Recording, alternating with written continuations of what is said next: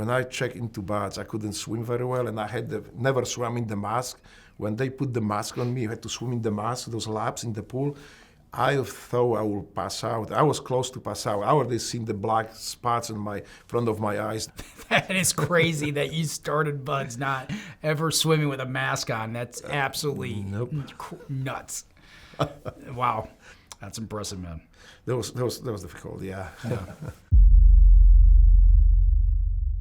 Well, first of all, Drago, it's good seeing you, man. Long time no see, It's been 20 years. And it's great to be reunited here. The last time we saw each other was on the battlefield in Iraq. Yes. All right, so as we begin, what made you want to become a Navy SEAL? Drago? Well, my intention was initially never to be just to be Navy SEAL. I wanted to serve America because I came to America from communist country. I escaped from communist country after spending time in communist prison.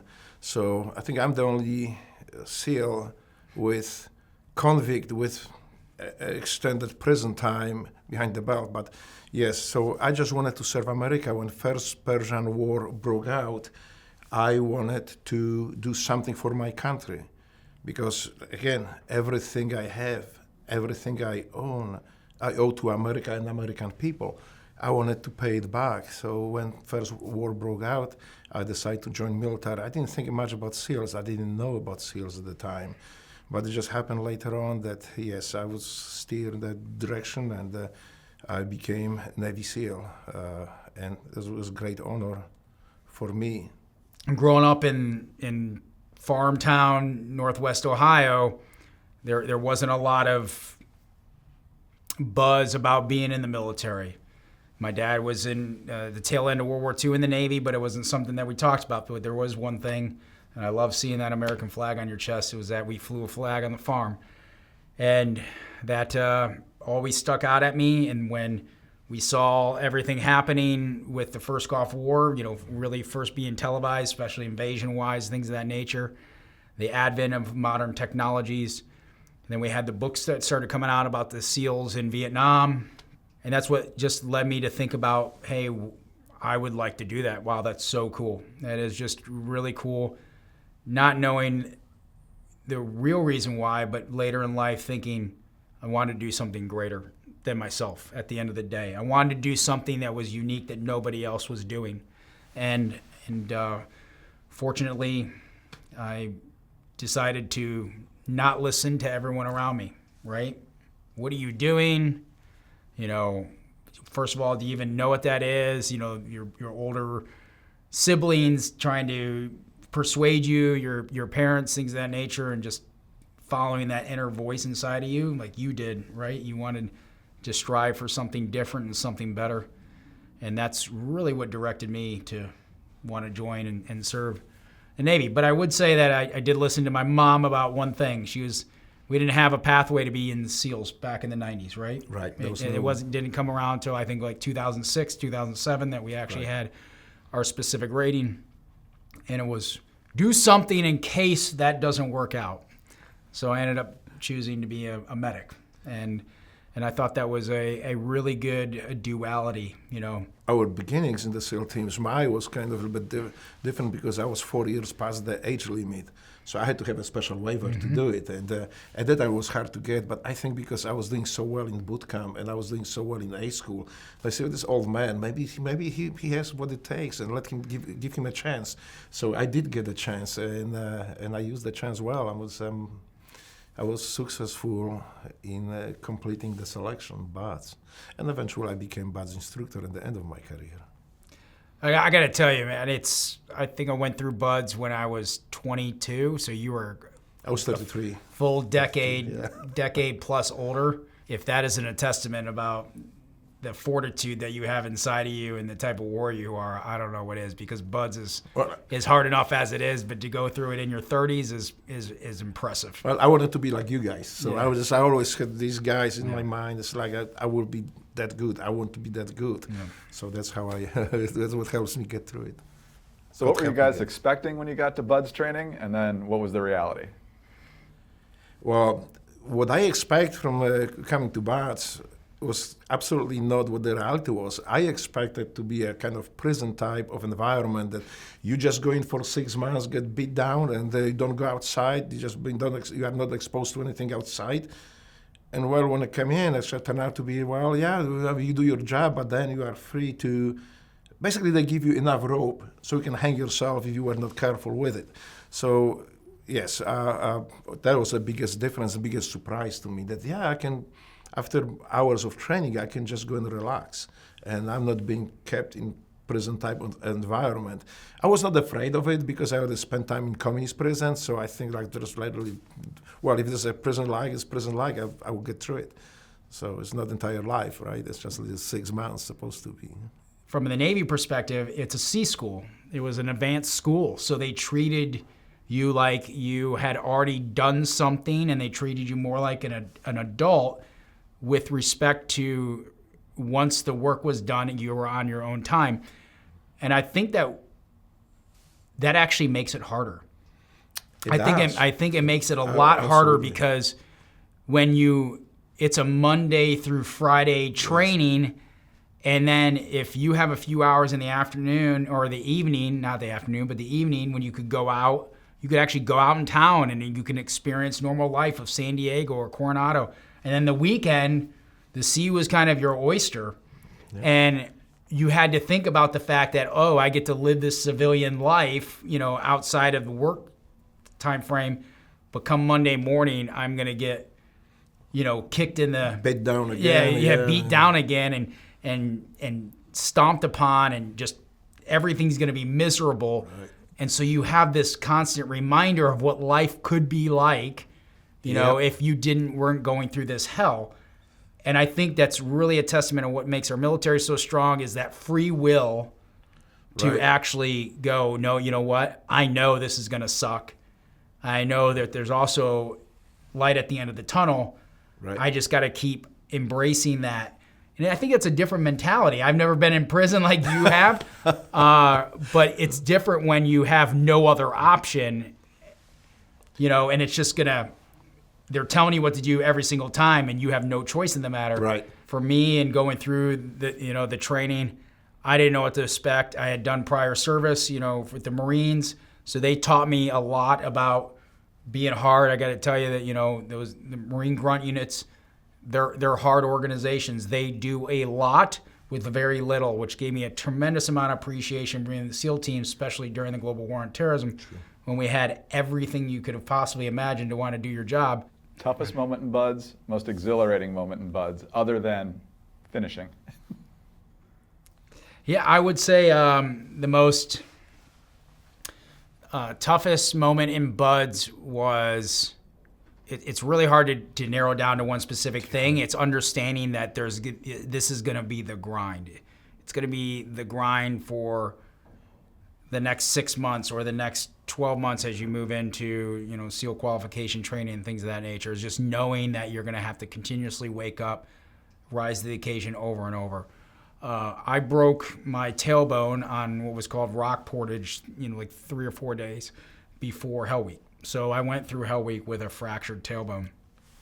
And I think it was my medical background that afforded me that opportunity, because I was able to speak the language of the medical staff. I was like, there's no way I'm going to go through that hell of the first couple weeks again. It was over. And so I would say the week later, it was called Walk Week, we had just been exceptional. I know everybody says this about their Hell Week or their BUD/S class as being the toughest BUD/S class, but it just felt like there was this relentless component of the instructors onto our class. And the reason I think that came about was the class prior to us had a 3-day Hell Week because the instructors secured them early. And so the commanding officer said, you did it, you own it, and that class is not to be touched. And so I think they took their frustration and their anger because the class prior to us did 3 days instead of 5.5 out on us. And we were in Walk Week, and I remember going home to my fiance, which is now my wife, and saying, I don't know why they hate us so bad. And it was like, this is, 4 weeks into nearly, going looking out for a year-long program. That was probably the hardest, moment, the most difficult moment. But the proudest moment was when they secured Hell Week. There's a video that fortunately we have, and it's when the American flag came over the sand berm and they secured it. I let out this roar. To me, that was the pinnacle. Everything that I had trained for, all the years of navigating how to get to there, and then we had made it through Hell Week. And I let out this roar, and the entire class was looking at me like I was a crazy person. Yeah, and also the Hell Week is like a marker where most of the people quit. After Hell Week, many people get injured, disenroll from the program. Not that many people quit, but up to the Hell Week and through the Hell Week, this is where they really test your mental stamina, test your physical stamina. And for me, on the other side, the worst part was San Clemente Island. Everything else, like I didn't expect nice treatment from instructors. I know that there will be beat downs. They will act like they hate us. They don't. I knew that they don't. So the screaming, yelling, and all this brutal thing was like didn't faze me. But when I got to the third phase and went on San Clemente Island, like they say, you are on the island, nobody can hear you scream. Yep. So what happened there for me was like you said, it was like a Hell Week on steroids, because my body was already breaking down. I was older, so like making perfect pull-ups before every meal, I just could maybe make. I made all the pull-ups, but I just make them perfectly. All instructors just sometimes just for the hell of it. So I didn't make perfect pull-ups. It was already December, so of course I had to make multiple trips to the serve and back. I didn't make on time, so I had to do maybe 5-6 crazy runs. And then I was allowed to eat, but I was allowed to eat outside in the rain, sometimes the cold. So for me, it was really it was testing my endurance. And like I say, that was for me the Hell Week on steroids. Always cold, always miserable. December we have only t-shirt and the blouse, and that was very difficult for me. And, well, I wasn't the greatest swimmer, so the San Clemente Island, that 5.5 mile swim was just absolutely miserable. I made time, barely, but it was everything I had to do it, and I was pretty messed up after that swim. So that was a pretty, that was intense. There is no way you can prepare yourself and just breeze through baths. Yeah. No matter how well prepared you are, you will be challenged. You'll be challenged to the max, to the point that, breaking point. And I think we all were tested. Sure. When I checked into baths, I couldn't swim very well, and I had never swam in the mask. When they put the mask on me, you had to swim in the mask, those laps in the pool. I thought I would pass out. I was close to pass out. I already seen the black spots in my front of my eyes. The only thing that I told myself then was, they are instructors. They're not gonna. They will not let me die. If I drown, they will bring me back. So I just kept swimming, and then I realized, well, I'm not passing out. It's getting easier. My belly was full of water because I swallowed that water every time I tried to breathe, but I made it. And so that was like the most, I think, critical for me, where I couldn't swim and I had to swim, and then I got better. That is crazy that you started, Buds, not ever swimming with a mask on. That's absolutely nuts. Wow. Yeah, I was training nonstop with a mask and things of that nature. That's impressive, man. That was difficult. Yeah. All right, talk about how the training builds teams, and then how that looks as you put your SEAL teams together later on. Yeah, I mean, it's ingrained from you since day one, right? You get a swim buddy, where two people are, one's in charge. It's from day one. It is about accountability. The instructors there's a big class, so there's a constant pressure on the leading petty officer, LPO, and the class officer in charge to always know your head count, know where everybody is. And so if you're screwing over your buddy, or if you're screwing over the class, your class is going to get beat for it. Yes. And so from day one, it's team before self. It's team gear, your gear, then yourself. these are the mantras that are just Yes. beat into you that carry on through everyday life. You are responsible not only for yourself, you're responsible for everybody around you, because their life depends on your action, and vice versa. So that's from the very beginning. They teach you, yes, you are okay, but you are responsible for your swim body, for people around. And of course, that shows up in the most stressful of situations, that determination, that discipline. So, Ed, whether it's the mission that you received the Medal of Honor for, rescuing the doctor, and Drago, I know difficult breaching situations where you're going after high-value targets. Explain how that discipline and team mentality helped you in those situations. This is like Ed said earlier about it. This is a team effort. So at that time, when the mission goes on, you don't really think so much about yourself. You're so concentrated on the actions that you're gonna take to make sure that your team is successful. That really, that's I don't have any side thoughts about it. That my full concentration is to accomplish the mission, allow my team to accomplish the mission. I'm just part of the team. So that's my train of thought, and I think I was successful with it. In my team when I was on, we succeeded on every mission. It's so interesting that we talked about the fact that it's 20 years, and I did my first combat deployment in Baghdad with you, and you were the resident expert. You had seen multiple teams rotate through already, and I was a new guy in that position, and watching you from a lead, breaching perspective, had been on target. You understood the enemy's mind and how to best do, a compound takedown, direct action oriented, and things of that nature.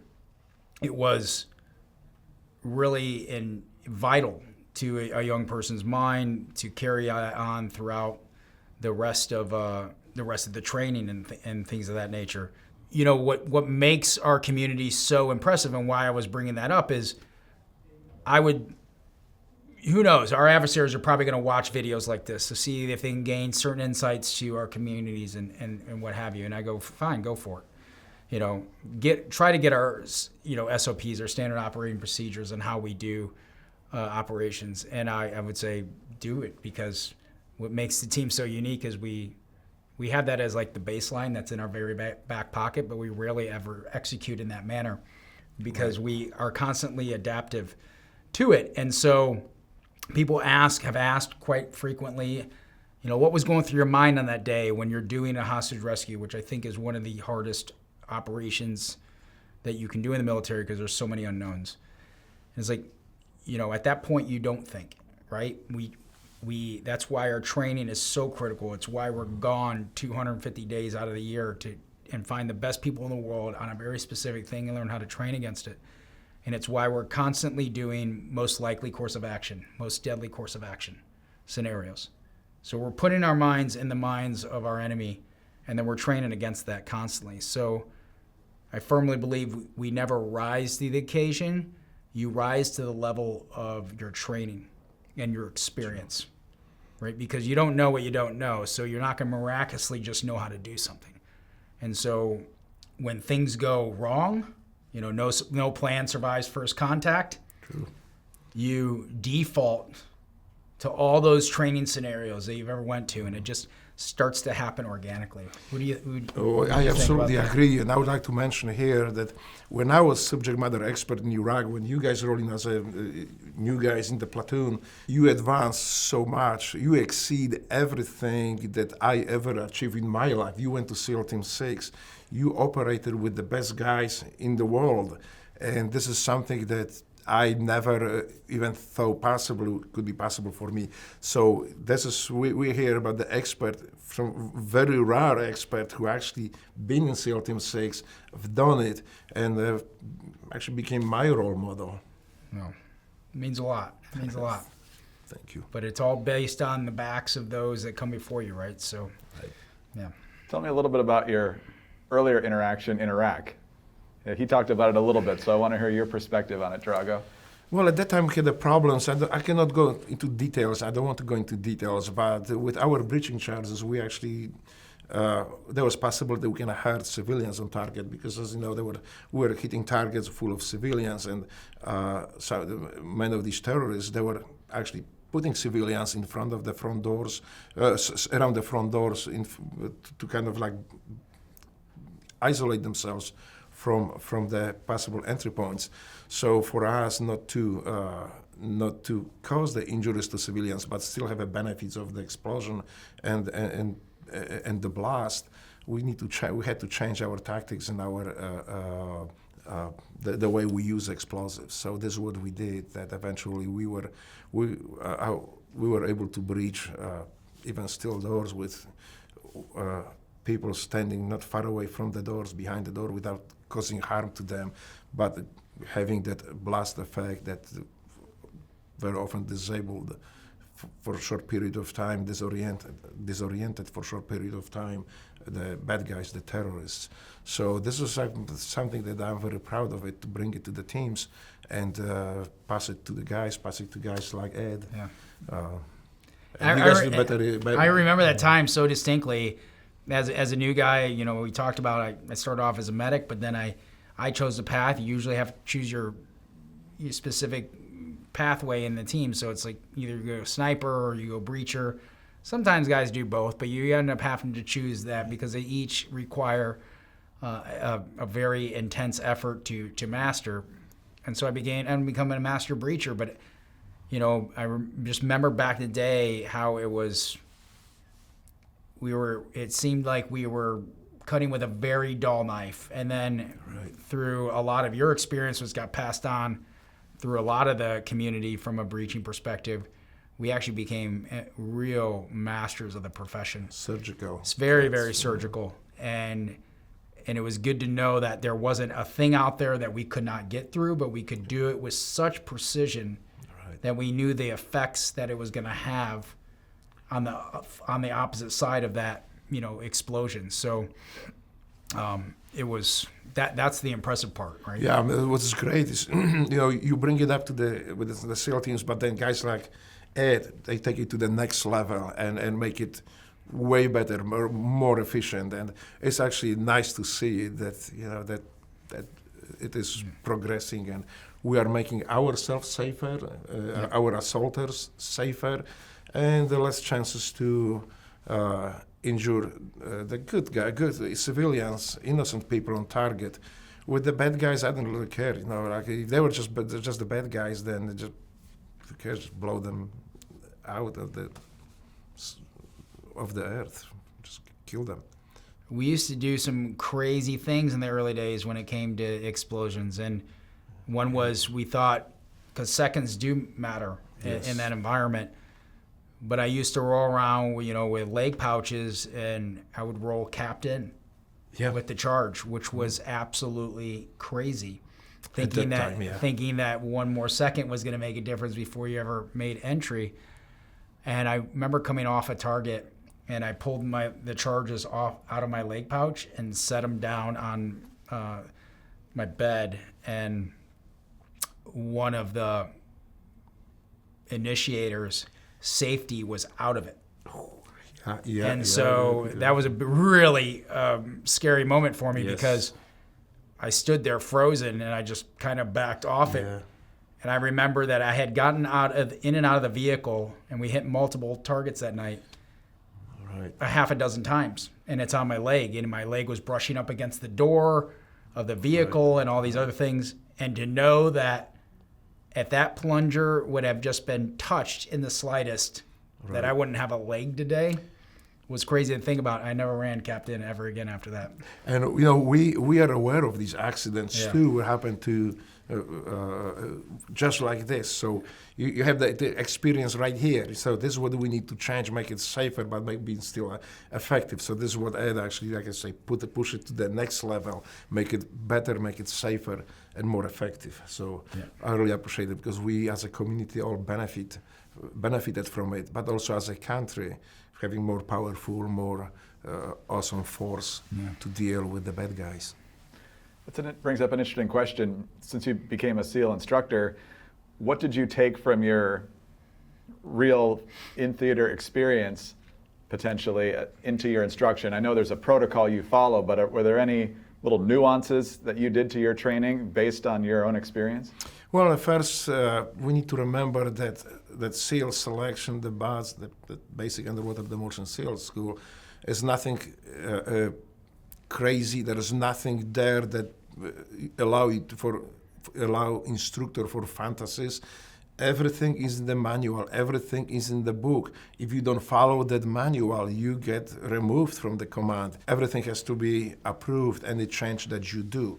So, but you know what? For me, that was the most humbling experience, I think, in my entire career, because when I was going through training to that selection, for me it was basically like, you show up, get kicked in the balls, move on, and then you're done with it. That 6 months goes very fast.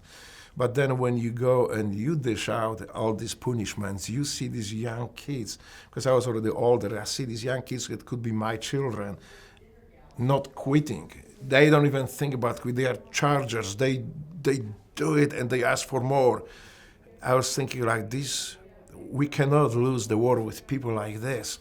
Our country is safe with people like this. It was very inspiring to me, and that's really opened my eyes on that entire process of creating a Navy SEAL. It was for me just very humbling experience, and I really appreciate that. It made me a better person. Yeah, it's something I wish I would have done in the final years. It wasn't really on my radar to do that. Dynamics had changed in my life, but it's an incredible responsibility. Yes. What I love that you said is that they actually, ask for more. Yes. And that's the one nice thing we have. We might only get a couple hundred SEALs out of training every single year, or 100 and something kids out of training, that young men that are going to come in and replenish the next generation. But they want more. They ask for more. They want it to be hard. Yes. They want to be able to hold their head up high and go, I completed the hardest training in the world. Yes. And I completed it to the best of my ability. And they will extrapolate later on the mission. I completed the hardest mission in the world, and I didn't. And that's just really powerful. It's really powerful that they're not asking to get off easy. Yep. They actually want it to be hard because they have something to prove. Yes, and those are young kids that you would meet somebody like this on the street. They would say, well, just a regular kid. But I've seen the other side of these kids. I've seen the side that would never quit no matter what. And that's something that will stay with me for the rest of my life. Last question, guys. You mentioned to Drago just a moment ago, you're a better person. I think, Ed, you echoed that as a result of the experience you had. How does that SEAL experience, how does the training experience, how does that affect your life now in the civilian world on a daily basis? Well, the thing is that I don't think much about them.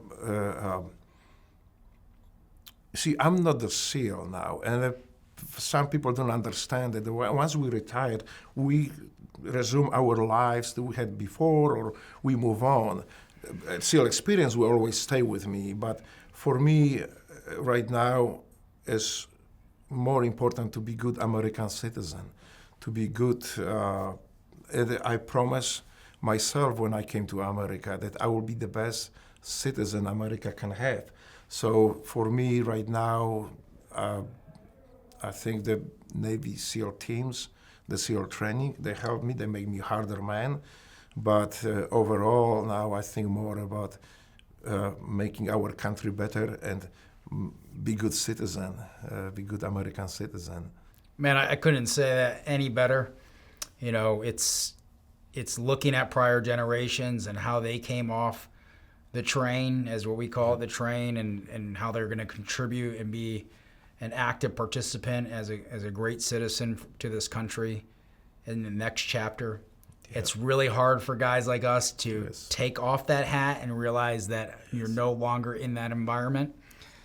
But it's the next chapter. It's the next mission in life is to do that. It doesn't mean we have to lose those fundamental. We never lose. Ideals that's really propped up, that propped up our community and made our community successful and were some of the foundational blocks of who we are. But I couldn't have said it any better. And I need to say this. I mean, for me, it is such a great honor to sit here with Medal of Honor recipients and have this conversation. This is something I would never dream in my wildest dreams in my life before, and here we are. So I really appreciate that. Same goes for you, Hey, my brother. brother. Same goes for you.